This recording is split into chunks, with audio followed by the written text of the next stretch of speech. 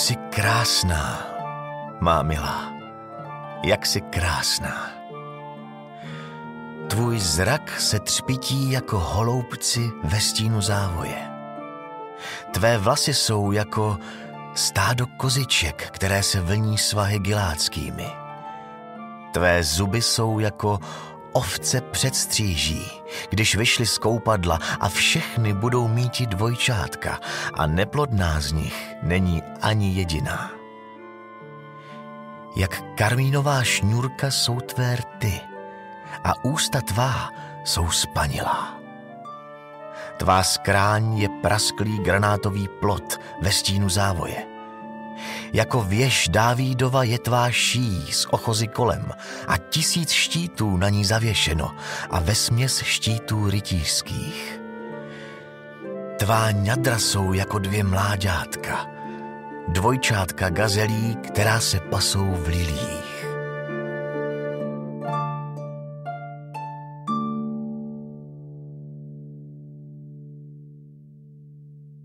Až odvane den a prchnou stíny, půjdu si nahoru Mirhovou, pahorek kadidlový.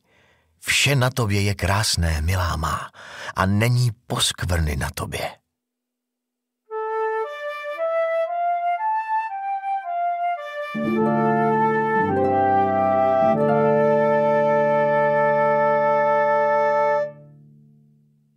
Přijď z Libanonu, má nevěsto, přijď z Libanonu.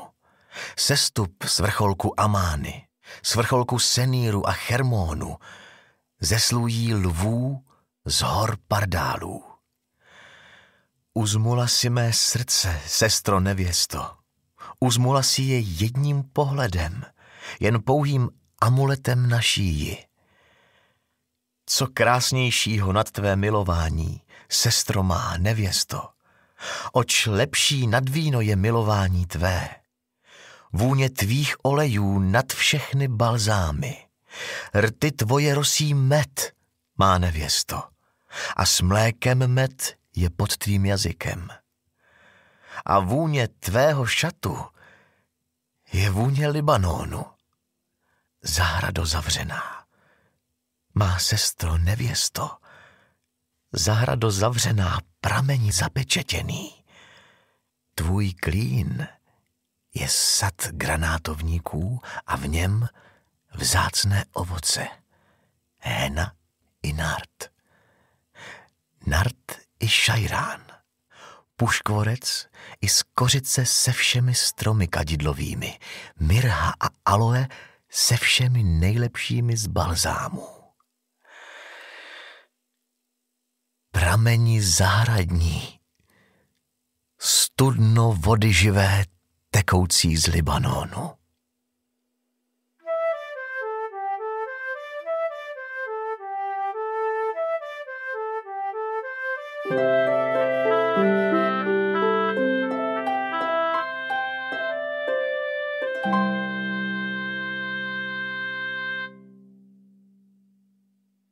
Procitni, vánku severní, duj větře jižní, prověj mou zahrádkou, nechť vanou její vůně a přijde miláček můj do své zahrady, pojísti ovoce ze vzácných plodů jejích. Vešel jsem do své zahrady, sestro má nevěsto, a natrhal si mirhy s balzámem a jedl med i plást. I vína s mlékem napil se. Jeste, přátelé, pijte a opojte se milováním. Spím, ale moje srdce bdí. Slyš, milý můj klepe. Otevři, sestro milá má, holubice má čistá. Má hlava je plná rosy a vlasy moje noční krůpějí. Svlékla jsem sukni svou, proč mám jí opět oblékat? Umyla jsem nohy své, proč mám je znova pošpinit? Můj milý protáhl svou ruku otvorem a vnitřnosti mé vzedmuly se ve mně. Vstala jsem, abych otevřela milému.